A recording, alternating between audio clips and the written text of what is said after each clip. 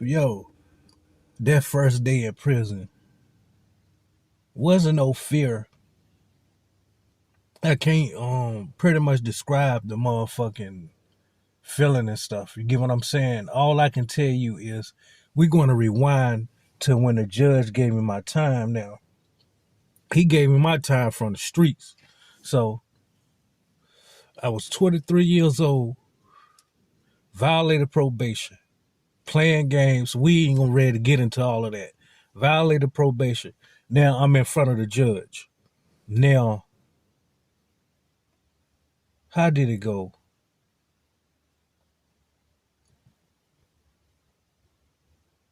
Oh yeah. All right. The motherfucking probation officer, they presenting shit to the courts and the district attorney and shit like that.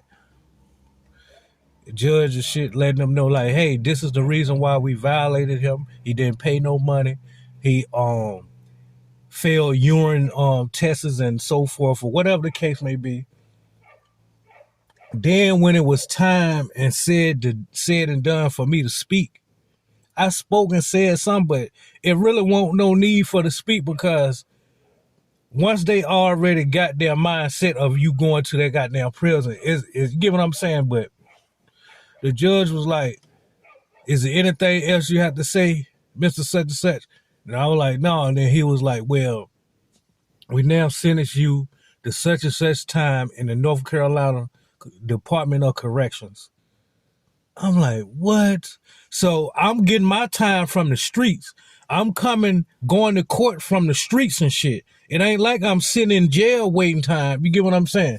I'm coming from goddamn the streets. Went to my girl job and shit like that on her break or whatever, letting her know like, yo, I'm going back to court, such and such. I ain't never make it back because they sent me on the road. But long story short, they gave me my time. I goes to the county jail and shit. Now, the next day, I'll never forget it. That shit was April the 7th when I got my time. April the 8th, they was waking me up early in the morning. That this is my first time ever going to prison. Like, you heard the stories, and for some reason, I didn't have no fear. I just knew that, like, yo, if it came down to it, I was going to fight or whatever the case may be.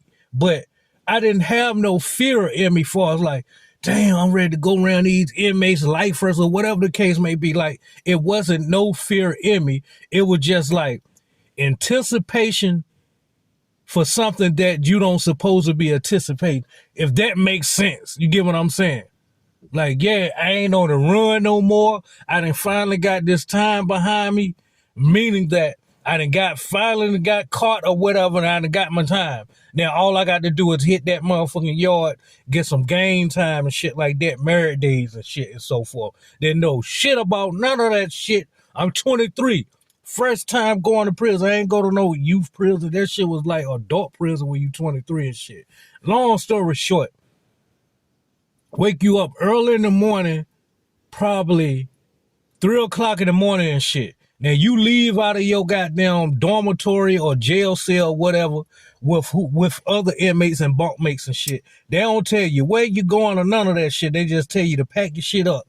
You pack your shit up. Now, there's several other dormitories in the jail and shit, so you know you ain't gonna be the only one getting telling to pack your bags at 3 o'clock in the morning. So when you finally pack your bags and wait for them to open the door for you to come out and shit like that and wait in line to be handcuffed and shit, you see other row of motherfuckers, probably like 15 of you all. You get what I'm saying? So now y'all go to the holding cell. Now by this time, y'all just sitting. I'm saying y'all, we just sitting waiting for 7 a.m. to come. You get what I'm saying? For the prison ride. You get what I'm saying? So in between that time, we eat breakfast. I don't know what time we eat breakfast, probably like at 5 a.m. or some shit like that. So after we eat breakfast and shit, we motherfucking wait for to be called for the goddamn line up and shit. We lined up, motherfucking gets on the motherfucking prison bus. Now, You don't go just straight to prison. So at 7 o'clock in the morning, that's my word on everything. Every time I went to prison and shit, your ass riding all day long until nighttime. And when you finally get settled in at the prison where you going to, it's nighttime. So you trying to goddamn walk around and see who you know or whatever the case may be. Some just be trying to hit that goddamn bed or whatever the case may be. But, yo, so when 7 a.m. hit, I forgot if we left at 7 a.m. or a little after. But we got on the prison bus. Now, we ride. You don't know where the fuck you going. You riding, you shackled up and all of that shit on the prison bus. You looking out the window, you see different goddamn counties and shit like that. Like, what? Where the fuck we at and shit like that? Huh? Hertford County. What the fuck? Little Washington. You get what I'm saying? And so forth, different counties in North Carolina. And I was privy to knowing these counties just by being on a prison bus riding through these towns and shit. Because I never would have rode through these goddamn towns and shit. You get what I'm saying? But long story short, you just ride. And the whole time you ride, right, you going to different county jails in different motherfucking cities in North Carolina. And we picking up other inmates from the different county jails and shit that's going to prison as well. You get what I'm saying? So by the time you get to whatever prison to pick up the last inmate that's going to prison or whatever, we end up at a place called Sandy Ridge. Sandy Ridge is a place where all the prison buses meet up at. Now, if y'all privy to knowing Petey Pablo's song, where he said a verse like, in his verse, he was like, brown over here, green over there. It's a cage. It's about 100 prison buses out that motherfucker, right? Y'all get off the bus. It basically is basically like break time or something for all the different drivers that's driving the prison buses. So we in a goddamn dog kennel. That's what it is. I swear to God, that's all it is a dog kennel. Brown clothes inmates is over here. Green clothes inmates over here. That means like, yo, they going to a misdemeanor camp or something like that. Brown clothes, which I was in, that means like, yo, you going to goddamn closed custody or, you get what I'm saying? You ready to goddamn, you got a felony. You get what I'm saying? Or several felonies. So I was on the brown clothes side over here, and in the cages over here, you had green over there. So y'all might hear Petey Pablo be like, brown over here, green over there. And in North Carolina, that song Petey Pablo got right, he named it every prison in North Carolina. So if y'all just go back and listen to that Petey Pablo song, he named it every prison in North Carolina. You get what I'm saying? So, long story short, so you eat lunch as well, like the prison, the motherfuckers is driving the prison buses, and like it's a correctional officer as well. So it's two correctional officers, one driving the prison bus and one in the back with the inmates while we riding and shit. So they eating lunch or whatever, and we eating lunch out of goddamn brown paper bags and shit. And it might be motherfucking peanut butter and jelly sandwich with a bag of peanuts and pecans and shit like that.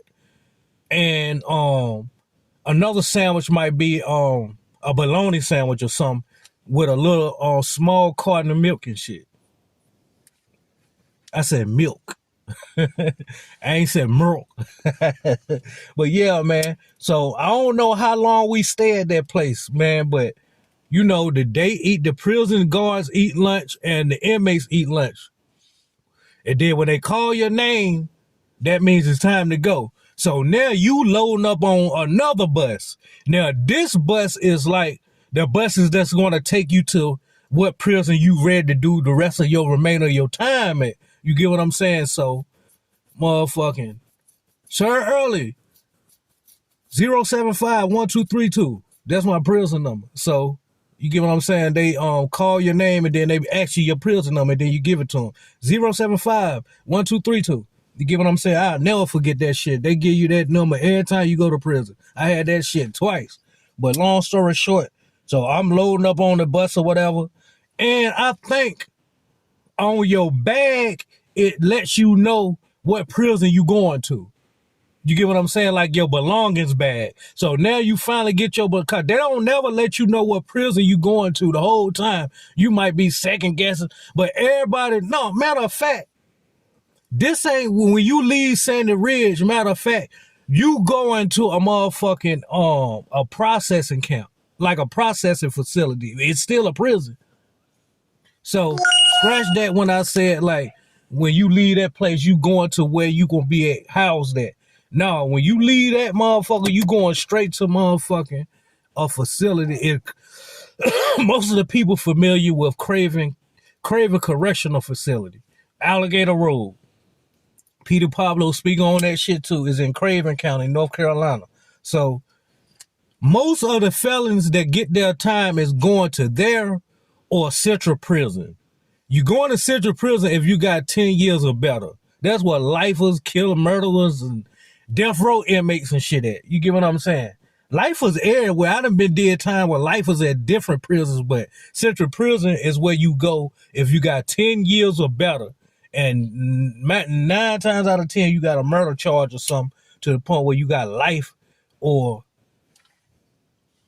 you process there and do your time there, and then you get shipped off somewhere else. But long story short, I gets to Craven now, Craven County now. I'm riding on the prison bus. So if I'm not mistaken, motherfucking Sandy Ridge is in High Point, North Carolina, because you might be riding with different inmates and shit, and you know some motherfuckers just quiet, just anticipating like where they going, or this is their first time in prison, so they hush mouth just looking out the window, and you just thinking about your girl that you done left, and you just want to get this time behind you. So some motherfuckers just be gazed out the window like this.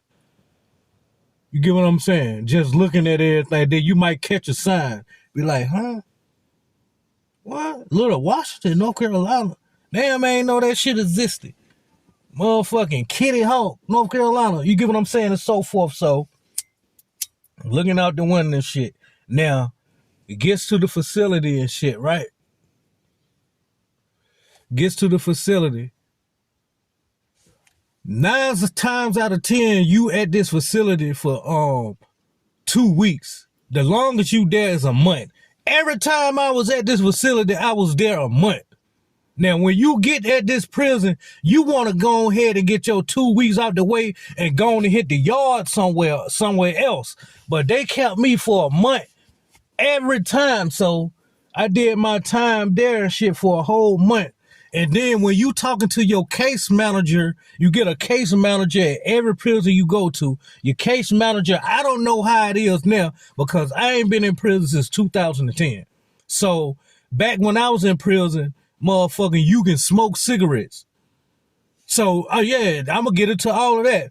So you have a case manager. Your case manager is somebody that tells you, when you gonna be released, like what you can do to get released earlier than your release date, what it's looking at. But right now, this is what you looking at. From the time the judge gave you, and from the time you do get a job somewhere at another facility, and they add that and calculate this up, this is your release date. So you looking, all right, so that's who your case manager is. So you assigned to a case manager. So they pretty much giving you the ropes and shit like that.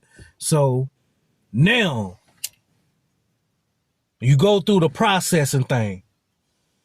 So basically, the last week, or I forgot how that shit went, because it's been so long since I've been, but you motherfucking getting blood work done. Before you leave there, you're going to know whatever problems you got wrong with you, health problems that you wasn't privy to knowing about when you was in the streets. If you got HIV, AIDS, high blood pressure, cancer, anything.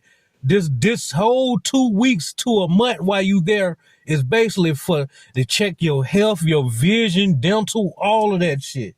And you go through psychology courses and shit like that. Not courses, but classes and shit like that to see if you got issues up here, drug habits or whatever, because all of that plays a part in the next facility you go to, because the case manager might look at it like, yo, he got a drug problem. Let me send him to this drug facility where they help inmates at. And if you get a certain amount of days here in this facility, it knocks off several months on your time. Motherfuckers be looking for shit like that, but that's neither here nor there. So, okay, finally go through my process and stay there a whole month. Now, that's what your case manager already let you know. Like, yo, you let your case manager know where you want to go to. Most motherfuckers, if they in North Carolina, they'll be like, yo, I wanted to go to Butner because Butner was a laid-back prison camp back when they closed all private prisons facilities in North Carolina. So back when it was private prison facilities, people used to scream for Butner because Butner didn't have no fence. People can sneak there, bring you food, alcohol, and all of that shit. You get what I'm saying? It didn't have no fence. So, of course, everybody trying to get to that place. But instead of them sending me there, the caseworker said that I was going to Tillery Correctional Facility. It's a form, prison work form. So if y'all familiar, or y'all not familiar, but if y'all ever heard of Caledonia Correctional Facility, it's like in that vicinity. All like you hear stories of is in the wilderness, right? So you hear stories on a prison bus and shit like, yo, if you liable to escape, if you do escape, right? It ain't gonna be no big fuss. It's because the prison guards and shit ride on horses. So the whole time you running 5 miles, on acres of land and shit, not knowing if you on in near civilization or what. You just running and running. You don't know where the fuck you at. And it's bears in the eastern part of North Carolina and the western. But every time I went to prison on the eastern coast, I did my time on the east coast, like the coastal regions, like where it rained at a lot and you see black bears and shit. You get what I'm saying? But Plymouth, y'all can Google this shit too. The world's largest bears are in Plymouth, North Carolina. Y'all can Google that and y'all see I ain't capping. But long story short, I'm at Tillery. It's a prison work form. It's a farm. So you work on the farm and you eat what you grow and all of that shit. And it's a cash camp, meaning that when you get paid cash and shit. You get what I'm saying? You get paid cash. So when I went, it was tobacco on every facility. North Carolina has 100 counties. So I think it used to be at least 80 goddamn prisons in North Carolina. And this governor named Bell Perdue was the reason why it's no longer tobacco in the facilities of North Carolina, correctional facilities. But it was gravy when I would, like, you get what I'm saying? Like, I ain't smoked I smoke Newports, of course, but you won't go into the canteen line buying Newports and shit. They had roll-ups, joint papers, right? And they give you a bag of tobacco now. You'll run out of motherfucking joint papers before you do tobacco. That's how much tobacco was in them motherfucking bags and shit. So I used to roll me up tobacco and shit and goddamn eat me a motherfucking soup or something. Eat me some chips, drink a soda or something, and go spin the yard and shit like that. With the roll up, just smoking with my headphones on, and the headphones they give you, that's the only how you can listen to the TV. You get what I'm saying? If you ain't got no motherfucking headphones and shit, right? A Walkman, basically, a Walkman. If you ain't got no motherfucking Walkman, somebody might got an extra one that somebody left them when they went home or something like that. So you might got somebody that's cool enough to be like, yo, you can rock out with mine and shit. Cause that's the only how the Walkmans are programmed for you to the TV stations.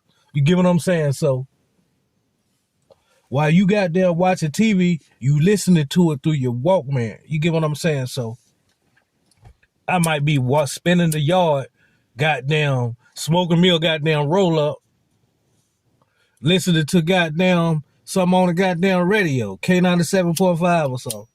You get what I'm saying? Or whatever station. But long story short, man, Okay, so each time I went to prison, right, I always had pending charges. Right? So they got a thing called a writ. Well, when it's time for you to face your charges in the city where you come from and shit, right? They gotta ship you back to your county, the county that you come from. And you gotta face charges, the charges you face, you gotta face them charges. So they send you back to the county you from. So you in jail waiting to go to court. You get what I'm saying? So I always, when I went back to court, I always pled guilty and shit. So they always added time to my sentence what I was already doing, but they ran it concurrent.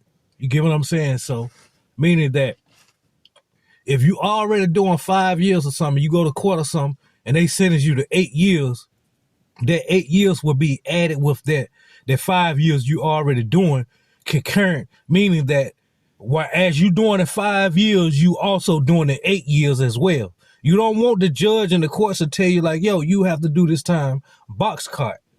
That's what we call it, box cart. Like a train, like the carts back to back. In other terms, consecutive. You get what I'm saying? So that means like if you facing charges and you get sentenced to 8 years and the judge be like consecutive to the time that you already doing. So if I'm doing 5 years already and I get found guilty of something else and the judge be like, yo, we're going to run this 8 years consecutive with the 5 years that you already doing in prison. So that means I will have to do the 5 years, finish the 5 years and start on the whole fresh new 8 years. You get what I'm saying? But long story short, I always got my time ran concurrent. So do that time and shit. As you know, I'm getting through the time and shit. And it's a thing that called a little job program came through called ICP where you doing construction and shit in prison and shit. And that shit gave me 21 days off of my time. So if I'm doing that shit every month, that means like I'm getting 21 days jail credit. Some of my real prisoners would know about what the fuck I'm saying. 21 days jail credit. That job, I was driving forklifts and the scissor lift. And I was trained and got my forklift training just by dealing with this particular job because you had technicians coming from Raleigh, the headquarters and shit. And basically, we was doing demolition work to a facility right up the street from the prison and shit. You get what I'm saying? So by this time, I'm honor grade, meaning that I'm in green clothes. I'm no longer in brown clothes no more, closed custody. You get what I'm saying? I'm no longer in medium custody. I'm in motherfucking minimal custody. That means honor grade. I'm in green clothes. So you ain't got to be out of the gun or none of that shit. So we can leave out of the prison with no guards watching us or nothing and walk about a mile up the street to the job and shit like that without no supervision and shit. So long story short, that time, all right, so my birthday had came, right? My birthday had came August the 3rd. I think I motherfucking went to my caseworker. Now, y'all remember I told you, y'all can go to y'all caseworkers, case managers at any time and ask them and talk to them about your time and try to get them to ship you to another prison or some shit like that. But you can go to them and be like, hey, when do I get out now? Where's my release date? Have my days moved up? Like, I might have dropped 3 years down to 1 year now. You get what I'm saying? You don't know unless you keeping up with that shit, marking your days by calendar. You get what I'm saying? That's what I did. Both bids, I marked each day by calendar. You get what I'm saying? But, yo, I went to my caseworker, right? Remember I told y'all my birthday is August the 3rd. That was on a Wednesday. Right? I went to my caseworker on the 5th. So whatever day that was, I got out of prison on the 8th. So I consider that shit a prison, a birthday gift. You get what I'm saying? But I went to my case manager, my caseworker. I was like, yo, when do I get out, man? Cause this job I'm working at now, there's 21 days. This shit knocking 21 days off of your sentence every month. Every month you getting 21 days knocked off of your sentence. So you know goodness goddamn well you at the door ready to come home. So I goes and talk to my case manager. The case manager was like, you got a home plan set up. When they say that about a home plan, that means like, yo, where are you going when we release you? Do you got a house? Do we gotta release you to the county jail and the county jail gonna let you free from there? Or do we gotta give you a bus ticket somewhere, whatever the case may be? So my home plan was my parents, because both of my parents were still alive. So I ain't even speak on that because it was so much stuff that transpired through my first bid and second bid. But my parents was coming to see me every other week, if not every week, faithfully. You get what I'm saying? And that shit was sad, like when they was leaving. You get what I'm saying? That shit was like sad. And they used to bring my little nephew too, when he was like a little baby. So they used to bring him to see me and shit like that. But that shit used to be sad to see my mother and father leave and shit like that. But yeah, long story short, man. So she was like, my caseworker was like, yo, now remind you now, this is on the 5th. My caseworker was like, yo, you got a home plan? I was like, yeah, I'm going to probably be most likely released to my home, my mother and father and stuff. They going to most likely, because whoever you getting released to, they got to bring you clothes and shit. They got to bring you clothes to the prison prior to you being released. Of course, you know the prison going to search the clothes and shoes and all of that shit. But the clothes already got to be there. So the day of your release date, you can just walk out of that motherfucker.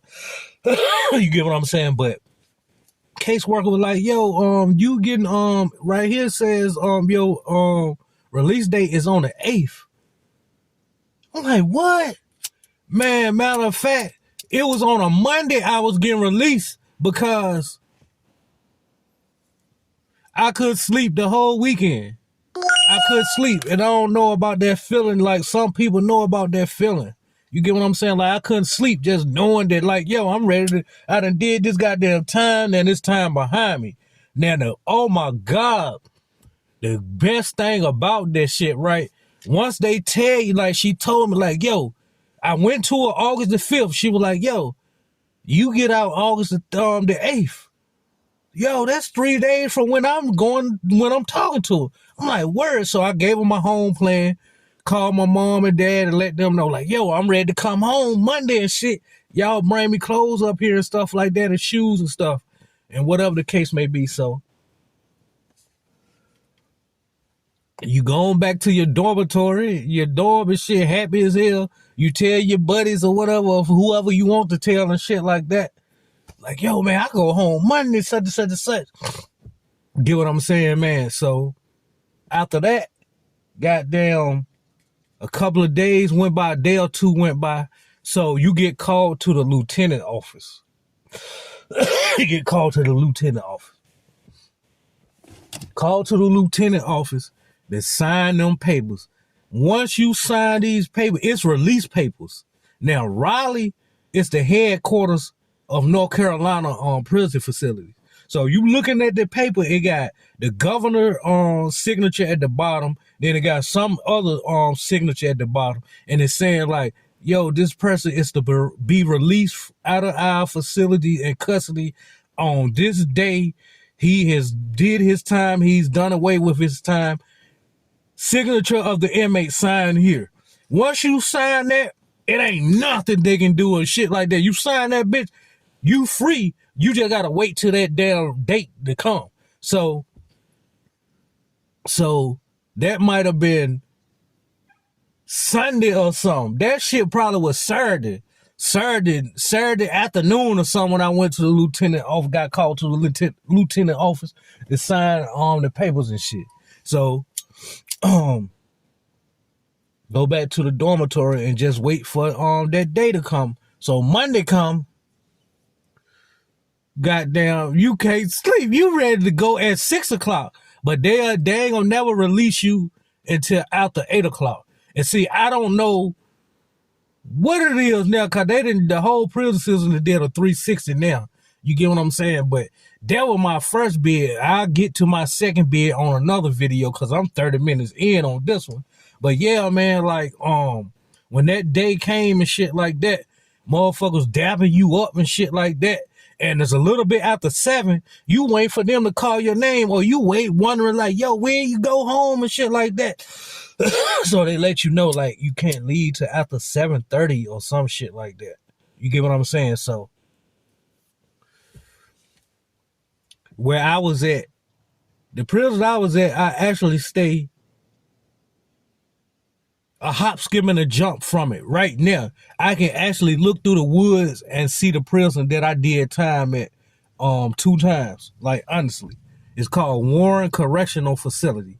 But I'm looking now when they call you for the release you, right? So you go to the lieutenant office, sergeant office, or whatever. The clothes that your people remember I told you your people already got to have your clothes there and shit. So your clothes there, so they tell you like, yo, go to the bath. Now they research you and shit. For some reason, they research you.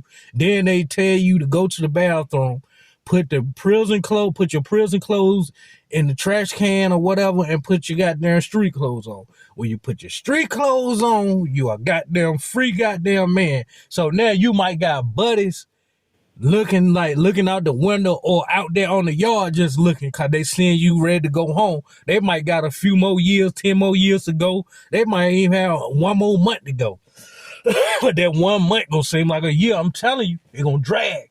But yeah, so I done changed. So I done already looked out the thing on the yard and see my parents' car pull up in the parking lot. So I knew it won't long for the guards and shit to be calling me to come to change my clothes. So when I changed my clothes, they were like, yo, you're a free man. You get what I'm saying? We're going to leave the lights on for you. They tell that shit to everybody. I don't know if they tell that shit to everybody, but that's a true term because they damn sure left the lights on for me 4 years later when I went back in 2009. You get what I'm saying? But yeah, so once you walk out of the gate, some of the inmates be like, yo, never look back, just keep your ass going.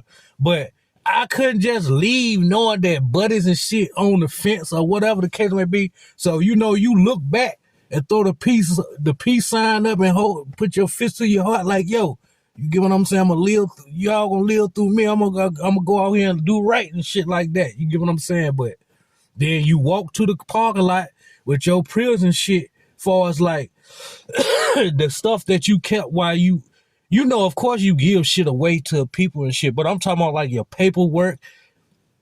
I kept my goddamn receipts every time I went to commissary and all of that shit. Your love letters that a female might have sent you, your mail and shit. You got a bag for that. So you get your bag.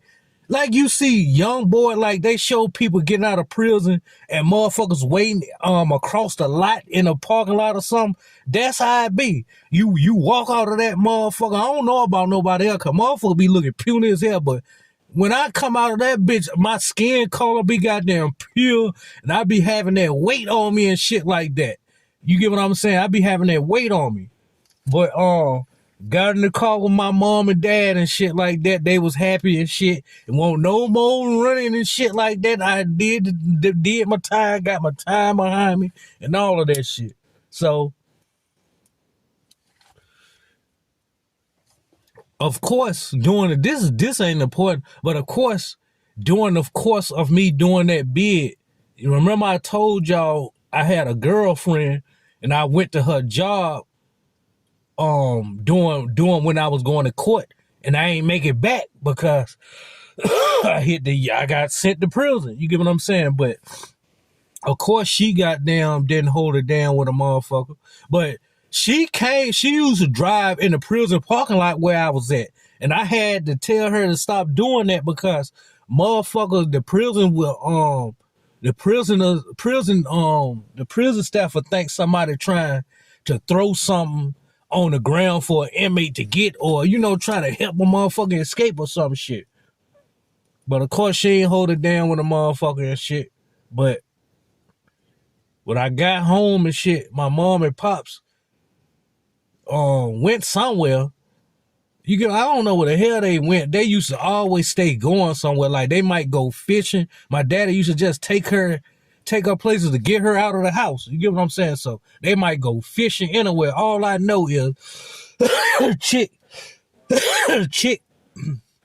that stayed in the trailer across from me and shit, she ended up coming over. You get what I'm saying? And she had grown up by then. You get what I'm saying? So she ended up coming over while I want nobody there. I was going to still smash if my parents was there anyway. Because I done did that shit anyway. My girlfriend was staying with me and my mother and father. Remember I told you I had a girlfriend. She was staying with us. And remember I told y'all that every time I go to prison or something, I always have other charges. I had a charge fighting for her. You get what I'm saying? I had assault on a female. So I was fighting that charge along with another charge and already had caught my prison time and probation violation on top of that. You get what I'm saying? But I end up smashing no longer than soon I stepped foot in the house, probably damn, walking around, happy. Everything looks funny as hell and weird, like the lighting, the sun, everything. Your room, you back in and shit like that. Damn, I've been gone this damn long. Shit done look damn different. No longer than that. Get a knock. It's old girl. She coming that bitch. I ate the hell out of that pussy on that goddamn bed and fucked the shit out of her ass. You get what I'm saying? But yeah, man. I'm almost 40 minutes in, man. That was my first bid, man. I was 23. I turned 24 in that motherfucker. Remember I told y'all my birthday was August the 3rd. August the 5th, I went to my case manager and asked her when was I coming home because I done been down, did my time. Now, I know I'm supposed to be getting close to home by now. And my caseworker told me, like, yo, you go home Monday. This was on a Friday.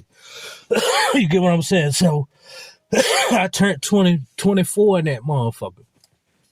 You get what I'm saying? But they tell you they leave the lights on for you, man. And they damn sure do, because I end up going right back in 2009. So that's the one we're going to talk about next.